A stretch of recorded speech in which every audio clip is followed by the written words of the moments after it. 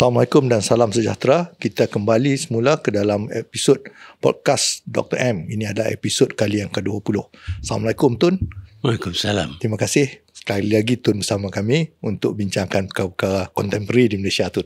Ya. So Tun, saya dapat tahu petang kemarin ada satu mesyuarat round table, meja bulat antara Tun dengan beberapa orang kata penggiat, aktivis, pemikir-pemikir ekonomi dan ahli-ahli politik.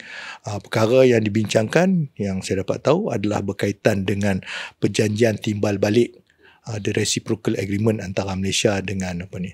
Last week kita dah bincang sikit Tun, tapi kali ni saya rasa Tun dah kaji dengan lebih terperinci. First Tun, kenapa persidangan meja bulat itu diadakan? Ya, kita dapati ramai tidak faham akan kesan daripada perjanjian timbal balas ini. Kalau kita baca sekaligus, nampak macam mudah saja. Tetapi sebenarnya apabila pakar-pakar seperti Muhammad Khalid, mereka baca daripada sudut undang-undang, sudut politik dan sebagainya, dan mereka berpendapat bahawa perjanjian ini menidakkan kebebasan Malaysia. Bermakna bahawa kita tidak merdeka lagi. Kita dikuasai oleh Amerika Syarikat dan mereka memberi secara jelas sebab-sebab yang mereka kata demikian dengan menyebut undang-undang negara dan peruntukan dalam perjanjian ini. Tun, dia bila saya lihat apa ni Tun, reaksi dia pada pihak kerajaan dan penyokong-penyokong mereka Tun, mereka seolah-olah mempertikaikan pandangan-pandangan daripada orang kata ahli-ahli ekonomi. Mereka menggunakan justification mereka dan sebagainya Tun. Tapi Tun, saya terbaca Tun, banyak akhbar-akhbar di luar negara yang sependapat dengan Tun. Merasakan bahawa perjanjian ini memang benar adalah satu perjanjian yang Malaysia hilang sovereignty-nya Tun. Antara satu perkara yang digunakan oleh kerajaan Malaysia ataupun pendukung-pendukung perjanjian ini adalah wujudnya exit clause. Dia kata ada exit clause, apa yang nak risau sangat dia kata. Ya, dia kata kita boleh keluar daripada perjanjian ini bila saja kita suka. Kita boleh keluar. Tetapi Amerika memberi amaran. Kalau kita keluar daripada dengan exit clause ini, maka tindakan akan diambil. Disebut oleh ambassador, dia kata US warns of red lines as Malaysia explores closer ties with BRICS. Kita nak ada hubungan dengan BRICS pun, kita kalau terlangkah red line, kita salah. Jadi kita tak boleh dengan mudah keluar daripada exit daripada perjanjian ini. Kata boleh, tapi ada syarat dia tak sebut, tetapi akhirnya dia sebut ada red line. Lebih daripada itu tak boleh buat. Ya. Saya terbaca juga Tun yang pasal Edward Kagan, the ambassador, US ambassador to Malaysia ni, yang bercakap pasal Trump semasa berjumpa dengan Datuk Seri Anwar, semasa bincang saja, sudah menyatakan pasal red line ni. Tapi dia tak sebut apa detail red line dia. Tapi pada saya simple je Tun. Kalau kita lihat perangai Amerika sebelumnya, red lines tu dia decide lah bila and when it suits them Tun. Ya. Don't you think so Tun, kalau tengok dulu-dulu Tun? Ya, dia tentukan setakat mana yang kita boleh buat perubahan. Dan kita tak tahu di mana duduk red line ini. Mungkin dekat sangat. Sikit saja kita buat perubahan, kita dah melintasi red line. Sebab itu dia tak terang apa dianya red line, setakat mana yang kita boleh jemerang ataupun kita boleh ketepikan red line ini. Dan ini bermakna bahawa sebenarnya tidak ada kebebasan. Yes, correct. Tun, dia satu lagi yang saya lihat Tun ya. Pihak kerajaan beria-ia nak orang kata justify yang bahawa trade deal ni tidak, orang kata tidak mengambil kebebasan kita dengan menggunakan agensi-agensinya untuk mengeluarkan kenyataan. Contohnya, hari ini saya terbaca pejabat peguam negara mengeluarkan kata bahawa kita boleh exit bila-bila tu. I mean, pada saya bila kita terpaksa gunakan exit clause untuk to justify orang kata kita punya perjanjian, maknanya there's something wrong from the start lah. Why do you need an exit clause? Kalau, I mean, yes you need an exit clause, tapi guna exit clause tu sebagai alasan yang kita boleh keluar tu. Itu nak tentukan bahawa sebenarnya kita tidaklah terikat, tetapi sebenarnya kita terikat kaki tangan, tak boleh bergerak sampai kita nak ada perjanjian BRICS pun.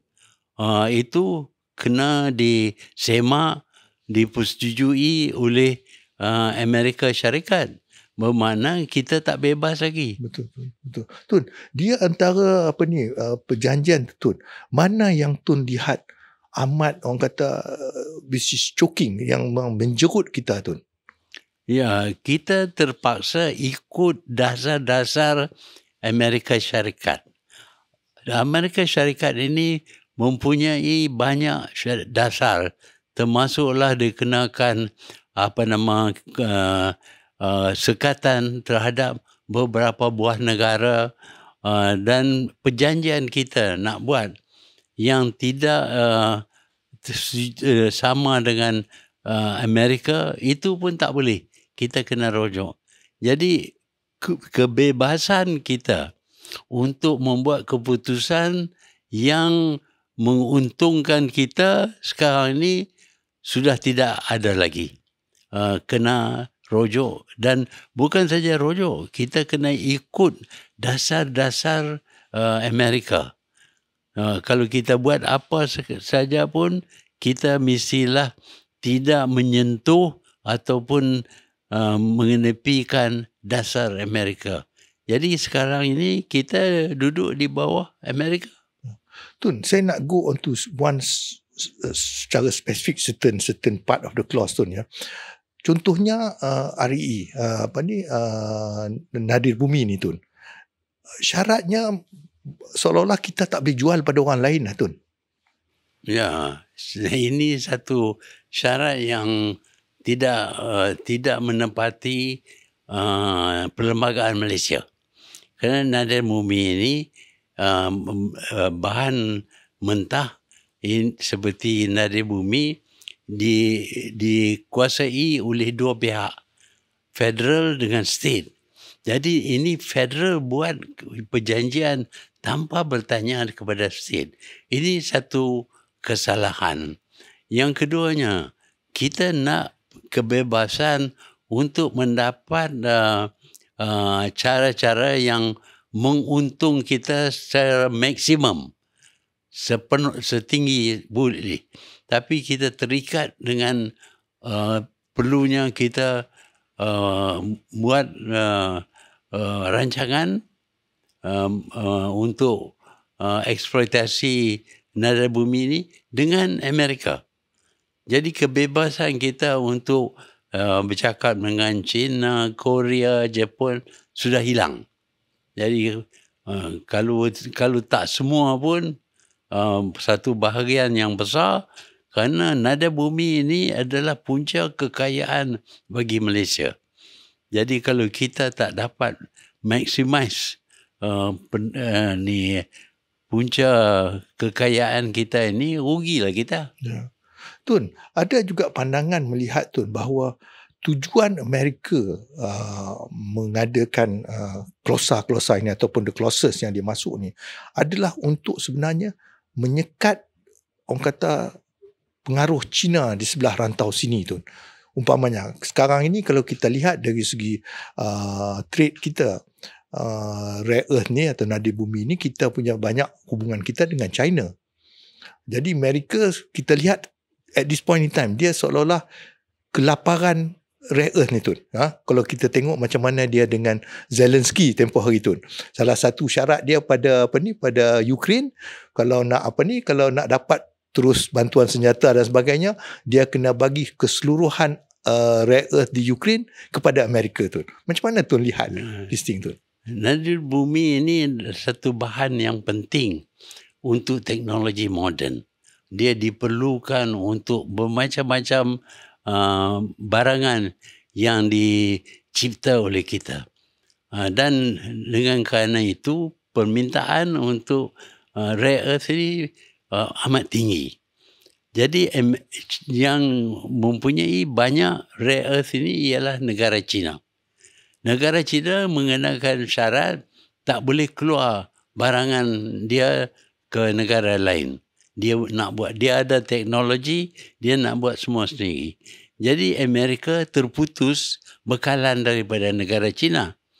So untuk itu Amerika cuba paksa negara-negara lain menjual atau bekerjasama dengan Amerika Syarikat dalam mengeksploitasi rare earth atau nadir bumi ini. Dia telah buat perjanjian dengan Ukraine. Di Ukraine pun rare earth mestilah diniaga dengan Amerika. Sekarang ini Malaysia pula. Malaysia juga dipaksa berjanji supaya rare earth kita diuruskan, dibangunkan ataupun dieksploitasi oleh Amerika. Tun, dari segi tadi Tun, saya nak balik pada that point. Tun kata ini melanggar perlembagaan Tun. Ya. Kerana ini hasil antara dua pihak. Kerajaan Persekutuan sebagai orang kata dia overall state punya hak lah. So apakah ini akan boleh membawa kepada satu krisis antara state dengan federal Tun? Ya, dia boleh. Pasal state nampak mereka anggap rare earth ini adalah punca kekayaan bagi negara-negara ini. Dan negara ini pula negara yang kurang maju. Mereka bergantung kepada rare earth. Tiba-tiba penjualan rare earth, industri rare earth ini diberi kepada Amerika. Jadi dia tak boleh dapat nilai yang terbaik. Ini merugikan. Sepatutnya kerajaan federal runding dulu dengan state sama ada state bersetuju ataupun tidak. Tak ada rundingan bermakna kita tidak akur dengan perlembagaan negara. Ya. Tun, apakah orang kata perkara-perkara sebegini biasa berlaku masa Tun menjadi Perdana Menteri dulu Tun? Dari segi konflik antara state dengan federal over orang kata the state list, federal list dan sebagainya Tun. Masa zaman Tun memerintah dulu pernah. Ada juga, ya. Tapi kita ada hubungan baik dengan state dan kita boleh runding dengan mereka. Bukanlah kita buat keputusan sendiri saja, federal government saja. Kita ada rundingan dengan state. Kali ini tak ada rundingan. Dan kuasa ini adalah kuasa yang amat penting bagi state. Kerana state tak banyak punca kekayaan. Nadir bumi ini adalah punca kekayaan yang cukup tinggi bagi state. Tiba-tiba state hilang suara, hilang kuasa terhadap eksploitasi nadir bumi. Ya. Keputusan unilateral ini juga Tun, saya lihat ada suara daripada Sarawak, kerajaan Sarawak yang mengatakan dia tidak akan melepaskan hak dia pada rare earth Tun. So ini sudah berlaku dari segi ketidakpuasan dia. Dan Sarawak tentu tidak akan bersetuju kalau sesuatu yang sudah ditentukan dalam perlembagaan, iaitu sebarang perkara seperti itu adalah joint decision. Mesti ada persetujuan daripada federal government dan state government. Ini tak ada, state government tak dirunding sama sekali. Tiba-tiba federal government menjual nadir bumi ini tanpa persetujuan state. Ya. Tun, apakah kerajaan pusat tidak peka, Tun? Pada pandangan tidak peka pada orang kata dasar dan polisi negara ataupun undang-undang negara, ataupun mereka ditekan, Tun? Pandangan Tun? Because benda ini bukan satu perkara yang unik atau peculiar dalam keadaan ini. Ini perkara yang Malaysia dah lalui daripada dulu sampai sekarang pun masih ada lagi yang state federalist yang di apa orang kata duk gaduh lagi orang kata kan, so apakah kerajaan Malaysia ini buta tentang perkara ni, Tun? Ya, kerajaan Malaysia tidak memikir tentang kepentingan negara. Dia lebih utamakan sanjungan daripada Amerika Syarikat sehingga sanggup menidakkan kemerdekaan negara supaya boleh bersetuju dengan perjanjian ini. Dan perjanjian ini, Tun, saya lihat di Indonesia, Tun, beberapa podcast dan sebagainya, Tun, yang mengetawakan kita, Tun. Dia kata Indonesia stood firm on beberapa isu bila berbincang, tapi Malaysia sudah dengan begitu mudah menyerah kalah, dia kata, demi untuk mendapat orang kata perhatian. Tun, ini bukan perkara baru, Tun. Sesebuah negara ataupun pemimpin sebuah negara yang sanggup orang kata berteluku ataupun growl di hadapan Amerika demi untuk kelangsungan kuasa. Kita dah lihat banyak, Tun. Sepanjang hidup, Tun, saya rasa Tun dah lihat di negara Arab dan sebagainya, Tun. Apakah ini yang sedang berlaku pada kita, Tun? Ya, bila kita merdeka, kita tunjuk kepada dunia bahawa kita benar-benar merdeka. Kita tak dikongkong oleh mana-mana negara. Dan sudah tentu dalam lawatan-lawatan kita ke luar negara pun, kita lebih utamakan negara-negara kecil dan tidak bertelukuk kepada negara besar. Kita sedar mereka mempunyai kuasa, tapi kita anggap kita bebas, kita tidak perlu tunduk kepada kuasa mereka. Ya. Selain itu, Tun, ada juga pandangan yang melihat bahawa kenapa Amerika beria-ria meletakkan syarat-syarat sebegini pada Malaysia, Tun. Dari segi geopolitiknya, Tun, mereka melihat bahawa ini adalah salah satu langkah, one more big step untuk Amerika untuk meletakkan presence-nya ataupun mempunyai tapak di Southeast Asia yang semakin mereka lihat semakin hilang daripada kongkongan mereka kerana kenaikan China, Tun.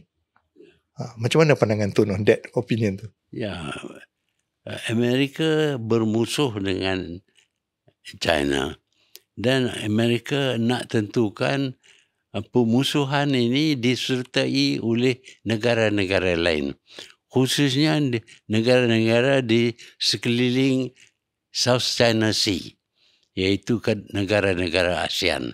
Dan ada negara ASEAN yang bersetuju dengan Amerika, tapi Malaysia sepatutnya tidak bersetuju. Dan kita telah tunjuk bahawa kita ingin berbaik-baik dengan semua negara di dunia. Kita tak nak bermusuh, tapi Amerika cuba nak cari jalan supaya kita bermusuh dengan China. Termasuk kita dasar Amerika terhadap China mestilah diamalkan juga oleh Malaysia. Ya, itulah apa yang berlaku di dalam apa yang kita tandatangani tu, ya, Tun. Ya. Inilah yang berlaku pada kita sekarang, Tun. Ya. Tun, adakah pada satu masa Tun lihat kalau perkembangan ini tidak disekat dan tidak dibangkang, Tun, kita akan akhirnya jadi macam mana beberapa negara di Timur Tengah, Tun, yang terpaksa memberi American punya base dalam negara mereka. Asalnya dulu cuma trading lah, tapi akhirnya terpaksa menerima. Adakah itu kemungkinan berlaku pada kita, Tun? Ada kemungkinan. Amerika ini dia seboleh-bolehnya nak dia punya base berada di negara-negara lain. Di Filipina umpamanya, pada mulanya Filipina telah singkir base Amerika, naval base dengan air base. Tetapi kita dapati dengan tekanan-tekanan dan keperluan Filipina dapat sokongan daripada Amerika Syarikat, mereka sudah membenarkan base diadakan di Filipina. Kita tidak. Kita tak bersetuju dengan cara itu. Tapi dengan perjanjian ini, secara langsung kita telah akui bahawa dasar kita mestilah ditentukan oleh Amerika, dan kalau Amerika nak base di Malaysia, kita tak boleh tolak. Ya. Ya Tun, pasal apa? Bila dia berkata untuk protect the American interest, ya Tun, saya terfikir Tun, bila kita bercakap pasal perkara Amerika nak letak base dan sebagainya Tun, Amerika daripada dulu cemburu dengan laluan di Selat Melaka. Walaupun kita tangani dengan the littoral states apa semua Tun, tapi dia sering cemburu kerana pada dia interest dia di situ tu amat besar. Adakah again Tun, dengan kita terpaksa membeli LNG daripada dia dengan begitu banyak sebagainya, sudah pasti orang kata kapal tanker dia akan lalu di sini. Adakah akan sampai masa dia akan gunakan alasan ini untuk menjadi salah seorang orang kata watchdog di Straits of Malacca? I mean, this is a long shot. Do you think that is possible? Ya, memang kita akan jadi semacam pesuruh, orang suruhan Amerika. Apa juga dasar Amerika, kita kena patuh. Kalau Amerika berpendapat bahawa kita tak boleh benar kapal perang China dalam lautan, itu kita juga kena patuh. Dasar Amerika ni, dia walaupun dia jauh daripada Laut Cina Selatan, tapi dia anggap dia berhak berkuasa. Sebaliknya di Caribbean yang lebih dekat dengan negara dia, dia tidak membenar negara China ataupun Rusia mengadakan base ataupun mengadakan gerakan militeri di dekat dengan Caribbean, sebab Caribbean itu dekat dengan Amerika. Ya. Jadi Tun, kita ni dah memang macam terperangkap Tun. Siapa pada saya lah Tun, pandangan saya, I may not be right. Bila dia kontrol kita punya ekonomi, I mean secara langsung kita hilang kita punya orang kata independence, and dia juga boleh dictate segala macam benda Tun.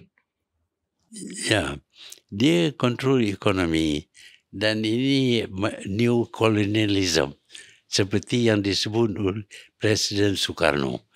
New colonialism bermakna mereka jadikan kawasan-kawasan ini sebagai sebahagian daripada koloni mereka. Dan tak dapat tidak, politik kita juga akan dikuasai oleh Amerika, termasuk hubungan antara bangsa kita. Kalau kita nak ada hubungan yang rapat dengan negara China dan ini merugikan Amerika, maka itu bertentangan dengan dasar Amerika, dan kita perlu rujuk dan mungkin perlu ditentukan oleh Amerika. Tun, bila kita lihat reaksi-reaksi daripada rakyat Malaysia Tun, ya ada yang masih sokong kerajaan Tun, tapi ramai juga yang menyuarakan rasa kerisauan mereka. And saya rasa ramai di kalangan rakyat Malaysia juga agak gusar. Where do we go from here? Apakah kita ini mampu Tun untuk mengatasi masalah ni Tun? Mereka tidak terima tindakan yang menghapuskan kemerdekaan kita. Sebab itu ramai daripada mereka, sama ada parti politik, NGO, parti-parti yang tak sebulu dari segi pendapat, tetapi on this issue berkenaan dengan kebebasan negara ini, mereka bersetuju dan mereka sanggup berjumpa bersama dan membuat satu keputusan 12 perkara yang disetujui oleh semua daripada mereka. Ya, tak ada yang tolak. Ya. So resolusi ni Tun, apa yang ada berlaku di penghujung perundingan meja bulat tu, ada resolusi 12 perkara yang Tun cakap tu. Apa yang akan berlaku selepas ini dengan resolusi tu? Apa yang tindakan seterusnya, Tun? Ya, sepatutnya kita cari tindakan-tindakan. Di antaranya ialah sama ada perjanjian ini mengikut perlembagaan negara ataupun tidak. Kalau dia yang bertentangan dengan negara, dengan perlembagaan, mengikut syarat undang-undang di Malaysia, kalau nak buat sesuatu yang akan melibatkan pemindahan atau penukaran perlembagaan, dia mestilah dibuat oleh Dewan Rakyat 2/3. Tapi ini tak dibuat oleh Dewan Rakyat, just dibuat oleh Anwar. Dan kita boleh cabar di mahkamah sama ada keputusan ini mengikut undang-undang rule of law ataupun tidak.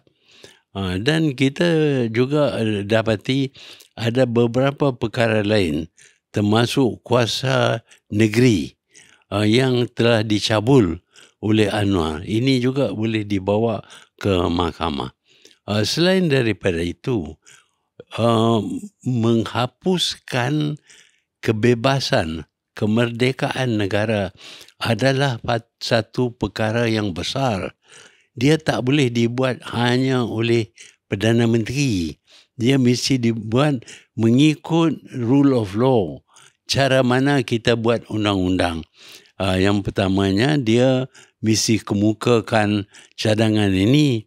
Belum dia tanda tangan, dia kemukakan perjanjian ini kepada Kabinet. Kabinet lulus, dibawa ke Dewan Rakyat. Dewan Rakyat mestilah beri kelulusan oleh 2/3. Dan lepas itu pula, dia mesti sampaikan maklumat ini kepada Yang di-Pertuan Agong. Kerana dia menjejaskan kedudukan Yang di-Pertuan Agong. Jadi banyak benda-benda yang dilakukan oleh Anwar ini tidak ikut rule of law. Jadi kita boleh cabar, kita boleh bertindak mengikut undang-undang bahawa perbuatan Anwar ini tidak sah. Ya. Tun, selain itu, Tun, selain daripada sepatutnya kalau kita ikut proses perundangan dalam negara, orang kata the royal assent daripada raja perlu didapatkan. Tapi bila di peringkat negeri, Tun, apabila dia melanggar atau macam Tun cakap mencabul hak negeri, Tun, tidakkah ini juga membabitkan raja-raja Melayu di peringkat negeri, Tun? Ya, dia membabitkan raja-raja Melayu. Kerana kalau nak diteruskan, yang pertamanya perjanjian mestilah disokong oleh kerajaan negeri. Dan kerajaan negeri seperti biasa melaporkan kepada raja. Ya. Jadi sekarang bila benda ni tak berlaku, Tun, selain daripada bawa perkara ni ke mahkamah, tidakkah boleh perkara ini diajukan kepada majlis raja-raja, Tun? Boleh. Itulah itu perkara undang-undang. Orang-orang pakar-pakar undang-undang, lawyer-lawyer bolehlah bagi pendapat. Yes, correct, Tun. Okay, Tun, balik satu lagi perkara, Tun, yang saya tak sentuh, Tun, daripada segi perjanjian ni, Tun, adalah dari segi peruntukan dalam clause itu yang menyebut mengenai perkara halal. Kalau dulu, Tun, halal Malaysia ni, Tun, dianggap gold standard. Maknanya mana-mana negara luar apa semua nak bawa masuk barang sini, bila diluluskan oleh pihak kita, pihak kuasa agama Malaysia, maknanya dia sudah dapat satu gold standard, Tun. Dan kemudian kalau barang itu dihantar luar negara lain pula, Tun, orang anggap dahsyat. Sekarang ni, Tun, clause ni daripada apa yang saya faham, barangan Amerika, kalau dia nak masuk ke Malaysia, dari segi sijil halalnya ditentukan di Amerika itu sendiri. Betul, Tun? Sekarang. Ya, sijil halal di Amerika tidak disahkan oleh JAKIM, oleh Malaysia. Kalau macam di Jepun, kita telah terlibat dengan menentukan halal haram barangan mereka. Jadi kita boleh terima barangan daripada Jepun yang disebut sebagai halal. Tapi di Amerika kita tak pernah ada hubungan dengan mereka menentukan sama ada sijil halal mereka itu sah ataupun tidak. Apa cara mereka buat untuk mengesahkan halal haram produk-produk mereka. Tapi dalam perjanjian ini kita tak boleh soal. Apa juga yang ditentukan oleh Amerika mesti diterima oleh kita. Mereka membuat deklarasi, ini barang halal. Tapi bagi kita tak tahu betulkah halal ataupun tidak. Kerana tak ada hubungan dengan kita untuk menentukan cara-cara mereka menentukan sama ada produk itu halal ataupun tidak. Ya. Tun, sebelum ni Tun, macam contoh sepanjang pengetahuan saya, contohnya kalau produk daripada Thailand yang dia jual di sana tu halal tu, orang pergi sana terimalah. Tapi kalau barang dia dihantar ke sini, walaupun dah ada cap halal dia tu, mana pihak kita masih ada hak untuk nak tentukan sama ada halal itu mengikut piawaian kita. Begitu tu. Ya, kalau kita sudah ada perjanjian menentukan bahawa negara itu mengikut proses-proses mendeklarasi halal produk itu, kita boleh terima. Tapi kalau kita tak ada langsung terlibat dengan cara-cara mereka menentukan barang itu halal atau tidak, kita tak boleh terima. Kita kena periksa semula. Amerika Syarikat tidak pernah hubung dengan kita untuk mendapat pengesahan daripada kita bahawa barangan yang dideklarasi halal di Amerika memang halal. Jadi kita tak boleh terima. Tapi mengikut perjanjian ini, apa saja yang dideklarasi yang dibuat oleh Amerika, kita kena terima. Tun, sepanjang Tun buat trade deal, ada orang kata Zul masa Tun jadi PM Tun, Tun juga ada masuk trade deals ni yang dengan negara Amerika, negara-negara lain. Kata mereka kebanyakan deal ni semua tak ada banyak beza. Dia kelihatan macam seolah-olah satu pihak untung, tapi sebenarnya bergantung pada kita macam mana cara kita manage the deal. So Tun, from your experience Tun, macam mana Tun dulu bila buat, I mean, you were known to be very aggressive in the, orang kata apa, international trading ni tu, nak majukan Malaysia masa tu. Macam mana Tun? Dalam semua hubungan kita dengan Amerika, kita tentukan kepentingan Malaysia diambil kira. Tetapi perjanjian yang dibuat baru ini, soal kepentingan Malaysia sudah tidak diambil kira, sudah diketepikan. Kita mesti beli barangan Amerika sebanyak 150 bilion dolar. Kita mesti beli gas daripada Amerika. Kita mesti beli kapal terbang daripada Amerika. Kita mesti patuh kepada dasar-dasar Amerika. Itu termasuk dalam perjanjian dan kita terpaksa ikut. Kalau kita tak nak ikut, katanya kita boleh exit. Tapi kalau kita exit, ada red line. Apa dia red line, kita tak tahu. Jadi kalau kita terlangkah red line ini, mungkin tindakan diambil dengan menaikkan tarif ataupun menyekat dagangan kita dengan Amerika. Dan mereka boleh bertindak seolah-olah kita sudah mengenepikan dasar luar negeri Amerika. Ya. Tun, saya agak tarik kerana pada peringkat permulaannya digambarkan seolah-olah perjanjian ini adalah satu yang kita lakukan dengan hati yang terbuka. I mean, for the lack of better word Tun, pemimpin negara MITI punya minister apa semua Tun. Tapi di dalam mereka menerangkan bahawa ini seolah-olah kita buat dengan orang kata apa, willingly.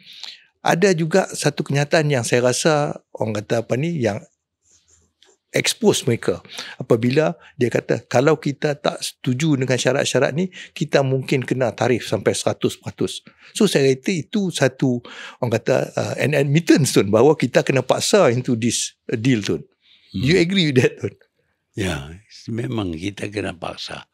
Dan dengan perjanjian ini dah ditetapkan selama 5 tahun sekurang-kurangnya kita kena beli barangan Amerika dan macam-macam lagi syarat dikenakan. Dulu kita bebas.